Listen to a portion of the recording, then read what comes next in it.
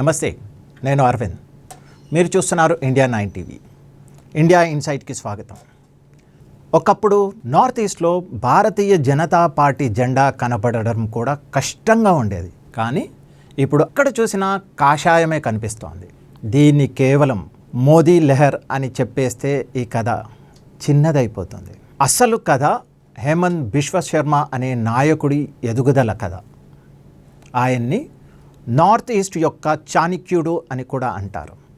ఒకప్పుడు కాంగ్రెస్లో ఉన్న హేమంత్ను పార్టీ పట్టించుకోలేదు, అవమానించింది కూడా. అదే హేమంత్ నేడు నార్త్ ఈస్ట్లో కాంగ్రెస్ని పూర్తిగా నేలమట్టం చేశారు. ఇది కేవలం ఒక నాయకుడి విజయం కాదు, ఆధునిక రాజకీయాల్లో జరిగిన ఒక ప్రతీకార కథ కూడా. 2026 అసెంబ్లీ ఎన్నికల్లో అస్సాం ఎన్డీఏ 100+ సీట్లు గెలిచింది. మొత్తం 166 సీట్లలో 101 సీట్లు కూటమే గెలుచుకుంది.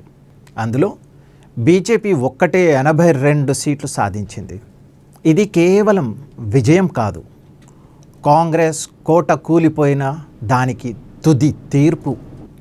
ఒక్కసారి హేమంత్ రాజకీయ ప్రయాణాన్ని చూస్తే, హేమంత్ బిశ్వ శర్మ ఒకప్పుడు కాంగ్రెస్కు నిజమైన సైనికుడు. కానీ ఇప్పుడు ఆయన చెబుతున్నది తాను ఢిల్లీ ఆదేశాలకు కట్టుబడే వ్యక్తిని కాదు అని. గౌహాటి వీధుల నుంచి తన ప్రయాణాన్ని నిర్మించుకున్న నాయకుడని. రాహుల్ గాంధీతో జరిగిన ఒక సంఘటన కూడా చాలా చర్చనీయాంశమైంది.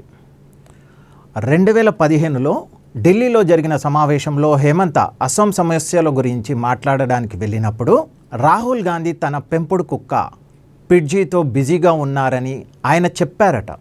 ఈ సంఘటన చిన్నదిగా కనిపించిన కాంగ్రెస్లో ఉన్న హైకమాండ్ కల్చర్కి ఇది ఒక సంకేతంగా మారింది. అదే హేమంత్లో స్వాభిమానం గాయపడి ఆయన పార్టీని వదిలే నిర్ణయం తీసుకున్నారు. అప్పుడు అది కేవలం పార్టీ మార్పు కాదు, నార్త్ ఈస్ట్ రాజకీయాలను పూర్తిగా మార్చిన మలుపు.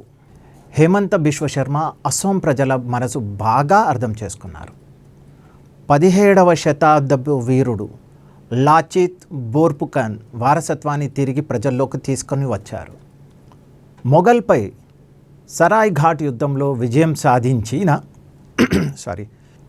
సాధించిన ఈ మహానాయకుడిని అస్సాం గర్వంగా చూపిస్తూ సంస్కృతి రాజకీయాలను కలిపారు ఆయన. అప్పుడు విపక్షాలు ఆయన్ని సాంప్రదాయవాది అని విమర్శించినా ఆయన దాన్ని అసోమియా అస్మిత రక్షణగా మలిచారు. హేమంత్ కేవలం భావజాలంతోనే గెలవలేదు, పనితో కూడా గెలిచారు ఆయన.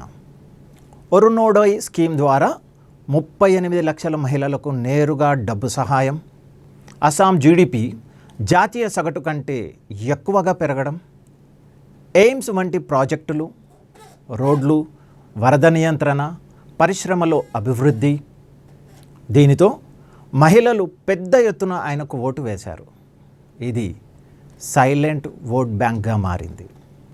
హేమంత్ సోషల్ మీడియాలో కూడా బలమైన నాయకుడు. విపక్షాలపై దాడి మాత్రమే కాదు, తానే నేరేటివ్ సెట్ చేస్తారు. ఇప్పటి రాజకీయాల్లో ర్యాలీలు మాత్రమే కాదు, డిజిటల్ నేరేటివ్ చాలా కీలకం. ఈ విషయంలో హేమంత్ ఒక మోడర్న్ పొలిటికల్ ఇన్ఫ్లుయెన్సర్గా మారారు.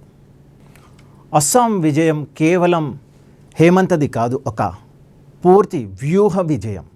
ప్రాంతీయ గర్వం ప్లస్ జాతీయ భావజాలం, అభివృద్ధి ప్లస్ బలమైన నేరేటివ్, స్వాభిమానం ప్లస్ రాజకీయ వ్యూహం. ఈ మిశ్రమంతో హేమంత్ ఒక కొత్త రాజకీయ మోడల్ని సృష్టించారు. ఇక పెద్ద ప్రశ్న ఏమిటి అంటే, హేమంత్ మోడల్ అస్సాం వరకే పరిమితమా, లేక భవిష్యత్తులో ఢిల్లీ రాజకీయాల్లో కూడా ఆయన పాత్ర పెరుగుతుందా? ఒక్క విషయం మాత్రం స్పష్టం, రాజకీయాల్లో సంఖ్యలు మాత్రమే కాదు, నమ్మకం ప్లస్ స్వాభిమానం కూడా చరిత్రను మార్చగలవు. ఇక మీ అభిప్రాయం ఏమిటి? కామెంట్స్లో చెప్పండి. మరొక విశ్లేషణతో మళ్ళీ కలుస్తాను. అంతవరకు భారత్ మాతా కీ జై. జై హింద్.